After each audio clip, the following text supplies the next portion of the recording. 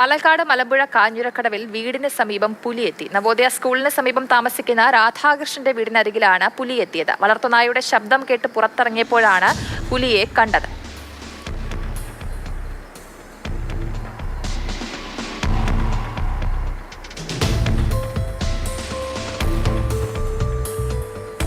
നമുക്കിപ്പം വി.എസ്. ഗോകുൽ ചേർന്നുണ്ട്. ഗോകുൽ, എപ്പോഴാണ് ഈ പുലിയെ കണ്ടത്?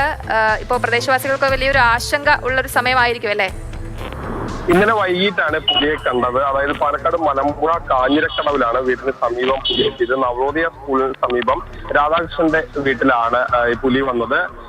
നായയുടെ ശബ്ദം കേൾക്കുകയും ഇത്തരത്തിൽ മൃഗങ്ങൾ കോഴിയടക്കം ഇങ്ങനെ ഓടുന്നത് കണ്ടപ്പോൾ എന്താണെന്നറിയാൻ ഇറങ്ങി നോക്കിയപ്പോഴാണ് വേലി ചാടി പുലി പോകുന്നത് വീട്ടിലുള്ള യുവതി കണ്ടത്. ഭാഗ്യം കൊണ്ട് മറ്റു പ്രശ്നങ്ങളൊന്നും ഉണ്ടായില്ല. പുലിയെ കണ്ടു. അതോടൊപ്പം തന്നെ വനം വകുപ്പ് അവിടെ എത്തി.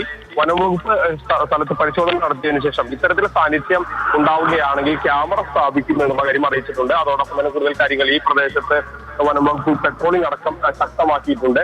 ഈ പ്രദേശത്ത് ഇത് മുൻപും പുലിയെ കണ്ടിട്ടുണ്ടെന്നുള്ളതാണ് പ്രദേശവാസികൾ പറയുന്നത്. സ്വാഭാവികമായും പുലിയെ കാണുന്നതോടുകൂടി തന്നെ ഈ പ്രദേശത്തുള്ളവരുടെ ആശങ്കയും വർദ്ധിക്കുന്നുണ്ട്. ശരി ഗോകുൽ, ഇന്നലെ വൈകിട്ടാണ് പുലിയെ കണ്ടത്. രാധാകൃഷ്ണന്റെ ആളുടെ വീടിന് സമീപത്താണ് ഈ ഒരു പുലിയുടെ സാന്നിധ്യം കണ്ടത്. എന്തായാലും ഇപ്പോൾ നിരീക്ഷണമൊക്കെ ശക്തമാക്കിയിട്ടുണ്ട്. ആളുകളൊക്കെ ഒരു വലിയ ആശങ്കയിലുമാണ്. എസ്. ഗോകുലാണ് വിവരങ്ങൾ പങ്കുവച്ചത്.